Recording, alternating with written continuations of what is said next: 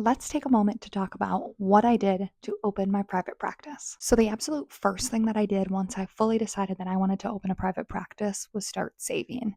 I knew that it was not only going to take me time to build a caseload that brought in the same amount of income, but also that it takes a long time before you start to get payments from insurance. And so, I wanted to have a good cushion for myself and my family to make sure that we had a good savings and that opening my private practice wasn't going to be a big financial stressor. Simultaneously, while saving for my practice, I also started a lot of the background paperwork pieces. So the first was deciding what I wanted to name my business, which I had actually already decided before this point, and then using that name to get it legally set up in the state. So I got an EIN number, which I was going to use for taxes, as well as an some of the other paperwork pieces included getting an NPI, which is your national provider identification, both for myself and my business, because Medicaid in my state requires that, and getting malpractice insurance. I knew that I wanted to do in person and telehealth therapy, so this meant that I also needed to start looking at office spaces. I lucked out in finding some other practitioners who owned a group practice that had an extra office space that I was able to sublease once I started my practice.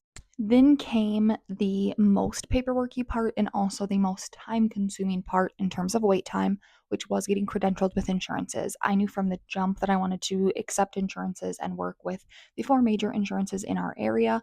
And so I submitted all of those credentialing applications. You can pay somebody to do the applications for you. I personally did them myself.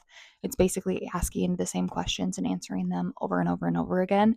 And then you submit them and then you wait about 3 to 4 months before I heard back from them on approval. Technically, I was fully approved with the insurances that I had credentialed with and would have been able to start my private practice in December of 2023 to January, February of 2024. However, because of the fact that I wanted to save and I didn't feel financially ready, I waited. And then I actually decided to wait until August of 2024 to open because I knew that summers tend to be more of like the summer slump.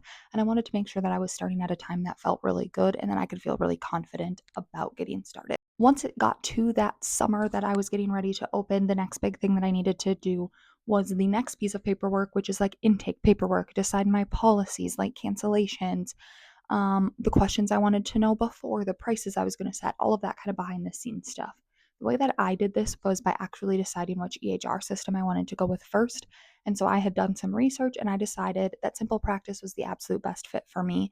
It helped me create a lot of that intake paperwork and took a lot of stress off of me because I'm not familiar with kind of those background business pieces coming from agency work. It also allowed me to set all of my fees in there, although I did talk to some other practitioners in the area to help me decide what those numbers were going to be. They also have like the financial calculator tool on there.